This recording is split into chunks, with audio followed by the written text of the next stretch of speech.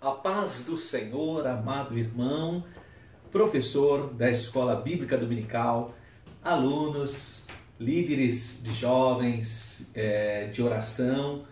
Chegamos na lição de número 12 e o nosso tema é Vivendo em Constante Vigilância. Lembrando que esse trimestre nós estudamos sobre a guerra espiritual, sobre a luta entre as forças espirituais e tanto que todos os aspectos que a gente está vendo esse embate.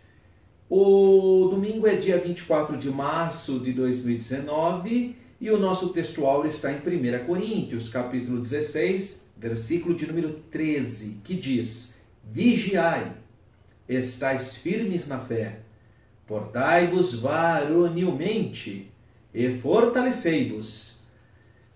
E a nossa verdade prática diz: a vigilância na fé cristã significa permanecer acordado quanto à vinda de Cristo, atento no zelo de não se afastar do Senhor Jesus e perseverar na cautela contra os falsos profetas. Então é uma advertência muito pertinente no momento em que vivemos. Vamos pensar então sobre o nosso textuário. 1 Coríntios, capítulo 16, versículo 13.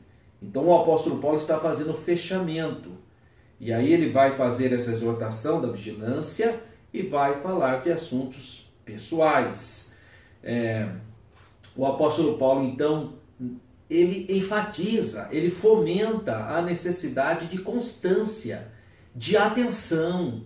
Nós já estudamos lições que têm a mesma percepção de vigilância. Por exemplo, a lição de número 1 desse trimestre também fala da vigilância. Jesus falando, vigiai e orai. E agora o apóstolo Paulo, simetricamente, também aborda essa temática. Vigiai, estais firmes na fé. Olha que exortação, que conselho importante. Sede vigilantes ou vigiai. Este mandamento o Senhor também dera no final da missão dele. Marcos 13, 34, 14, 34. Você vê que a palavra vigilância é uma das 7 bem-aventuranças do Apocalipse. Está lá em Apocalipse 16, 15. E outras passagens bíblicas que enaltecem essa postura de vigilante. Lembrando que o vigia no Antigo Testamento era fundamental para aquela comunidade, porque não havia as tecnologias que nós temos hoje. Então uma cidade que não tivesse um vigilante estava sujeita a ataques e à própria destruição. Então era fundamental a figura do vigilante. Ele ficava atento, observando se não estava vindo exércitos inimigos e outras, se estava vindo também alguém como uma espécie de um mensageiro e outras situações, pestilências, né? Então a figura do vigia sempre foi muito importante no mundo antigo e também no Antigo Testamento. Também no início do Novo Testamento. Essa figura ainda é importante hoje. Por que você acha que a gente até hoje tem vigia? Com toda a tecnologia que nós temos. Então veja a importância agora. Na perspectiva espiritual, a vigilância se deve ao fato de que o Senhor Jesus está voltando. Então eu tenho que estar atento, eu tenho que estar vigilante. Por quê? Então a ideia da vigilância está intimamente ligada à volta do Senhor Jesus. Então eu tenho que estar pronto, né? Não estar dormente, indiferente. Então essa ideia da vigilância, o vocábulo grego aqui indica manter-se alerta, ser vigilante. Então é um estado de alerta espiritual que os cristãos devem dar, para não caírem nas ideologias desse mundo. Então nós somos bombardeados cotidianamente por ideologias infernais, malignas, sociais, políticas, religiosas, sentimentais, e a Bíblia fala que eu tenho que estar vigilante, tendo discernimento das coisas. E aí, a segunda parte, ele fala, portai-vos varonilmente. Olha, se você for ver essa expressão, portai-vos varonilmente, literalmente é sede másculos. Seria essa a ideia, né? Assim, de maneira mais crua para se falar. Em outras palavras, é para agir como homens autênticos. Essa é a ideia que se propõe aqui. Em outras palavras, você tem que ter uma fé corajosa, uma fé firme, uma fé que te sustenta nos momentos das intempéries da vida. Porque a vida da gente existem momentos de vales profundos, vales longos. Então você tem que ter uma fé firme, uma fé vigorosa. Por isso a ideia metafórica de masculinidade, no sentido de autenticidade. Não podemos permitir que as pressões que nós sofremos no nosso cotidiano, pressões sociais, políticas, econômicas, religiosas, culturais, educacionais, ideologias, ataques, nós não podemos permitir que essas coisas tirem de nós o alvo, que é o Senhor Jesus. Então nós somos peregrinos na terra, temos que estarmos vigilantes, olhando para o Senhor Jesus, o autor e o consumador da nossa fé. Então, nós temos que entender o significado dessas recomendações. Em suma, a ideia primordial é que não deveriam os crentes de Coríntios se deixar abalar pela oposição, pelos problemas, inclusive pelos problemas da própria igreja, porque toda sociedade humana existem conflitos étnicos, conflitos linguísticos, conflitos culturais, conflitos políticos. Não existem conflitos em qualquer agrupamento humano, mas uma fé firme não se abala com essas circunstâncias. E ele vai estar fechando a ideia com a palavra fortalecei-vos. Fortalecei-vos. Em outras palavras, os crentes de Coríntios deviam ser varonis, poderosos em Cristo. Deveriam eles aprender a ter domínio próprio, a andar na plenitude do cristianismo, a ser luz do mundo e sal da terra. 1 Coríntios 15, 58 diz assim: portanto, meus amados irmãos, sede firmes e constantes, sempre abundantes na obra do Senhor, sabendo que o vosso trabalho não é vão no Senhor. Então, essa é uma rápida reflexão do nosso texto áureo de 1 Coríntios, capítulo 16, versículo 13. Bem, agora nós temos a leitura da Bíblia, que está em Mateus, capítulo 26, versículo 36. Que foi esse assunto, foi abordado em partes na nossa primeira lição, que vai falar aqui que Jesus foi num lugar chamado Getsêmani, assentou com eles e foi orar, levou consigo Pedro, e a alma dele se entristecia, e assim vai, até que ele vai então orientar no versículo 41, dizendo: vigiai e orai, para que não entreis em tentação. Então, é o mesmo contexto então de vigilância, de atenção, de firmeza na fé, para não ceder à carne e às concupiscências desse mundo. Nós temos então uma interação com o professor, que vai dizer a importância da vigilância. Essa é a percepção, a importância da vigilância no que diz respeito ao exercício, à caminhada da fé cristã. Nós estamos vivendo então dias difíceis, mas sabemos que estamos mais próximos da parousia, ou seja, da volta do Senhor. É importante nós entendermos que poucos momentos, né, ou poucos dias antes da crucificação também, em um sermão profético, o Senhor Jesus alertou que antes da volta dele teríamos terremotos,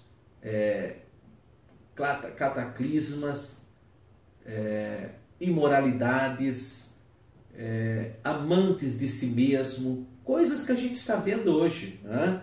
Coisas terríveis. Nós temos uma introdução que vai falar sobre essa exortação à vigilância, que no caso do cristianismo abrange 2 aspectos. A lição propõe isso. Primeiro, as palavras de Jesus na agonia do Getsêmani, na noite em que ele foi preso.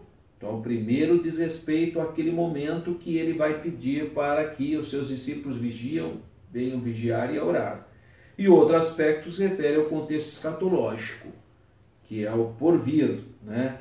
A vigilância contínua da fé cristã.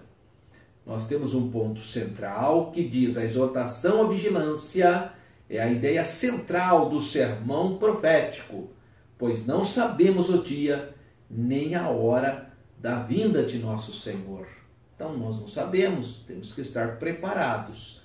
Muitos falsos profetas, líderes falsos das mais diversas religiões, previram a data, né, da volta do Senhor e foram humilhados e foram banidos da galeria dos heróis da fé, porque o dia, a hora, só o Senhor é que sabe, né?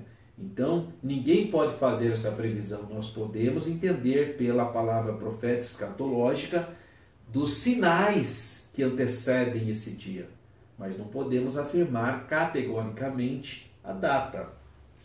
Então, primeiro, o significado de vigilância. Vigilância, então, é o ato ou o efeito de vigiar. O estado de quem está em constante alerta. O verbo vigiar aparece na Bíblia no sentido de estar atentos nos aspectos da vida cristã. Então, subtema 1, vigiar, estar alerta. Aí ele vai colocar o verbo grego, gregoreo. Gregoreo é vigiar, estar alerta, ser vigilante. Aparecem aproximadamente 22 vezes. A ideia principal, obviamente, está ligada à escatologia, à volta do Senhor Jesus. Agora, quando o Senhor Jesus disse a Pedro, Tiago e João, ficai aqui e vigiai comigo, no versículo 38, significa que ele queria que os discípulos ficassem acordados e continuassem a orar, ou talvez se protegessem de alguma intromissão enquanto oravam. Subtópico 2, vigiar, guardar, cuidar. Então é um verbo grego agripneo, manter-se acordado, vigilante, guardar, cuidar. O vocábulo é usado para indicar vigilância das orações e súplicas e apresenta ainda a ideia de cuidar ou velar. Por exemplo, Hebreus 13:17.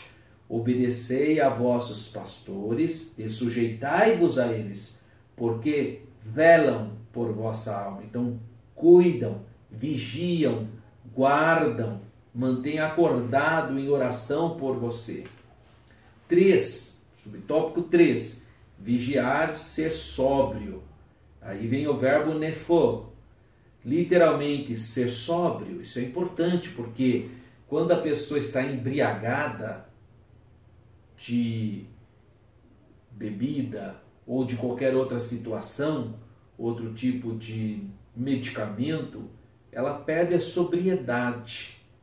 Então ela se desarma. E a ideia é que a pessoa esteja sóbria, suas faculdades plenas. Então é importante nós entendermos que a sobriedade está associada à vigilância. Resuminho do tópico 1.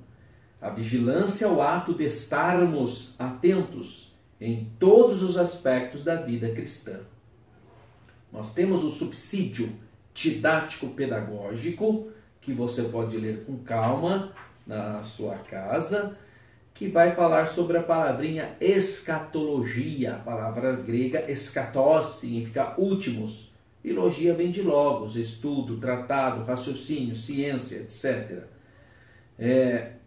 Temas da revelação divina fala do programa quádruplo de Deus. O programa de Deus para Israel, para os gentios, para a igreja e Satanás e os demônios, os anjos caídos. Então é importante dar uma olhadinha nesse subsídio. Tópico 2, Jesus no Getsemane ou Getsemane. Depois que Jesus instituiu a ceia do Senhor, ele seguiu com seus discípulos para o Jardim das Oliveiras. Todas as vezes que nós viajamos para Israel, a gente visita no sopé do Monte das Oliveiras o jardim, onde a gente tem a oportunidade de ver aquelas oliveiras antigas. E ao lado do jardim tem um jardim fechado, onde você pode também cultuar ao Senhor. Tem essa possibilidade. E todas as vezes que a gente vai para Israel, a gente passa nesse local. Fica ali no sopé do Monte das Oliveiras, de frente para a muralha de Jerusalém. Depois do Vale de Cedron, você encontra a Porta Formosa. Então é uma visão devia ser uma visão muito linda para quem estava ali na noite, ver o templo iluminado na época de Jesus. Nós vamos fazer uma viagem para Israel em novembro de 2019, na primeira quinzena. Vamos visitar as 7 igrejas da Ásia e visitar o estado de Israel. Se você desejar ir conosco, entra no meu site, vê o roteiro, verifica os telefonemas, você pode pagar até 20 vezes essa viagem. Então, é uma oportunidade de você fazer um curso teológico em loco, além de toda a estrutura turística. Então acesse o meu site www.professoralberto.com.br e quem sabe você pode ver o Jardim do Getsemane em loco. Lá o Senhor Jesus rogou ao Pai 3 vezes que passasse dele o cálice. O que eu fiz? Eu coloquei, está colorido, aqui é uma cópia, branco e preto, mas no meu site tem uma foto do Jardim das Oliveiras. Então, se você quiser mostrar para os seus alunos como é o Jardim das Oliveiras hoje, você pode baixar no meu site e pegar essa figura. Getsemane é o lugar assim identificado em Mateus, versículo 36, e em Marcos 14, 32. Lucas se refere ao local como aquele lugar. E João registrou o outro lado do ribeiro de Cedron, onde havia um jardim. Então, por isso que nós sabemos, pela arqueologia, pela descrição dos evangelhos, o local basicamente exato. O nome Getsemane vem do termo aramaico, que significa prensa de azeite. Por isso que é o Monte das Oliveiras, muito pé de azeitona. 2. A angústia do Senhor. O Senhor Jesus, durante todo o tempo do seu ministério, encarava a sua morte de maneira serena. E passagens paralelas de Marcos e Lucas mostram isso. Alguns estudiosos no Novo Testamento se perguntam por que só agora começou a entristecer-se e a angustiar-se muito. Versículo 37. A ponto de dizer, a minha alma está cheia de tristeza até a morte. Versículo 38. O seu pavor não era da morte, mas o ser separado do Pai ao assumir os pecados de todo o gênero humano. Então ele tinha consciência de que a sua morte era a vontade do Pai. Esse é o momento mais crucial para a humanidade, pois estava em jogo a salvação minha, sua, de todo o gênero humano. Eu coloquei também, de novo está em branco e preto, mas são 2 fotos. A Igreja da Agonia, ou Igreja das Nações, e ao lado o interior da igreja. Nessa igreja você vê também o símbolo da República do Brasil, entre outros países, porque o Brasil ajudou a construir essa igreja muito bonita que fica no Monte das Oliveiras. Então ela é chamada Igreja das Nações porque muitas nações ajudaram a construção desse belíssimo templo. E também Igreja da Agonia, Basílica da Agonia. Então, se você quiser ver o interior dela, que é muito bonito, entra no meu site www.professoralberto.com.br e você vai ver a frente da basílica e o interior dela. E 3, o cálice. A expressão usada por Jesus é meu Pai. Se é possível, passa de mim este cálice. Versículo 39. O cálice ou copo aparece com frequência na Bíblia. E, obviamente, ele é usado para indicar uma situação, como o Salmo de número 11:6. Também felicidade, Salmo 16:5. Então, o cálice é usado na Bíblia muitas vezes de maneira metafórica. Da mesma forma, ele pode indicar a ira de Deus, o cálice da ira de Deus. Essa linguagem aparece no Novo Testamento, no livro de Apocalipse. Mas o Senhor Jesus se referia ao cálice da ira de Deus como castigo da separação do Pai no momento da cruz. Então, se é possível, afasta de mim esse cálice. É uma percepção de linguagem metafórica. Estava chegando a hora de ser submerso à maldição por nós, pecadores. Então, a síntese do tópico 2, a angústia do Senhor Jesus no Getsemane, expressava que a aproximação da sua hora de ser submerso à maldição do pecado, tornando-se pecado por nós, pecadores. Há um subsídio bíblico, teológico, do comentário histórico-cultural do Novo Testamento. Você pode ler com calma. E o tópico 3, que é a exortação da vigilância especificamente. O contexto escatológico. Então, o Senhor Jesus fala que temos que estar vigilante para o retorno, a parousia dele, a volta, a vinda dele. Mas também temos que estar vigilante em relação à nossa vida cristã. As suas atividades cotidianas, seu ambiente de trabalho, seu ambiente universitário ou escolar. Então, estar vigilante em relação, por exemplo, às redes sociais. Hoje as redes sociais estão em moda. Nunca na história do gênero humano as pessoas foram tão bombardeadas com informações imediatas, instantâneas. E nós temos que estar vigilante para não acolher qualquer informação. Tem gente que recebe uma informação e já sai passando para os outros. São as fake news. Precisa ter discernimento. Tá? Porque crer é também pensar. Né? 3. Vigiai e orai. Então, o sentido da vigilância aqui difere daquele mencionado no versículo 38, em que vigiar indica estar despertado, acordado. Aqui, estar vigilante para manter a fidelidade ao Senhor Jesus.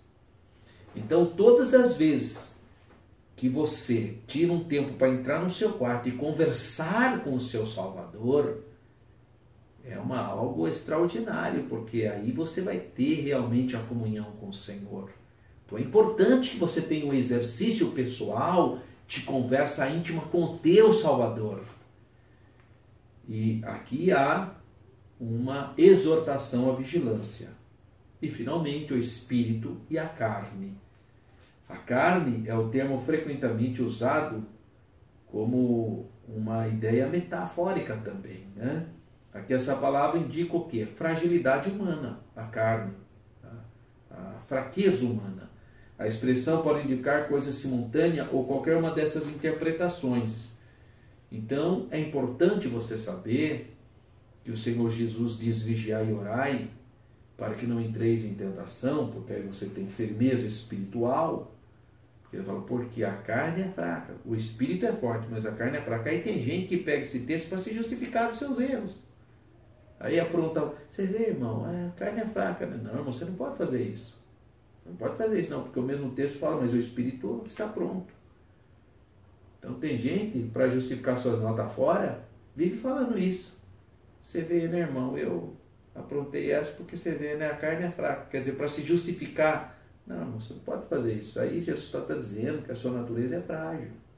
Por isso mesmo que você tem que orar e vigiar. Por isso você tem que vigiar e orar. Porque a sua natureza é frágil. Não para você pegar isso aí e ficar se defendendo. Você vê, irmão, eu falei aquilo porque a carne é fraca. Aí vai ficar pronto, você vê, irmão, a carne é fraca. Não é essa a ideia. O texto está ali para dizer que é para você vigiar e orar porque a sua natureza é frágil. É só isso. Não é para pegar esse versículo e ficar se justificando, não. Tem aqueles irmãos que é uma simplicidade, né? Subsídio teológico. Vai falar sobre iniquidade e esfriamento do amor. Agora, esse texto é interessante, que está na teologia sistemática pentecostal. Então, você deve ler com calma. Vamos encerrar. Considerações finais. O enfoque do relato do Getsemane é a vigilância. E por essa razão, não entramos em outros pontos do texto, pontos importantes. Então, nós finalizamos dizendo que na tentação do deserto, o Senhor Jesus recusou o domínio do mundo sem o Pai. Mas aqui, ele aceita sofrer e morrer por nós com Deus. A experiência de Jesus e dos seus discípulos no jardim nos ensina que cada cristão tem o seu Getsemane. E cada um de nós deve se submeter à bendita vontade do Pai. Graças a Deus. Eu quero uma vez mais lembrar você que nós teremos a nossa viagem para Israel, o grupo do professor Alberto. Graças a Deus temos um grupo já bem consolidado e queremos convidar você para fazer parte. Você pode pagar essa viagem até 20 vezes, uma viagem inesquecível. Visita as 7 igrejas da Ásia, na Turquia e a Terra Santa, Israel. São 15 dias de bênção. Além de toda a estrutura turística, você tem também esse curso teológico.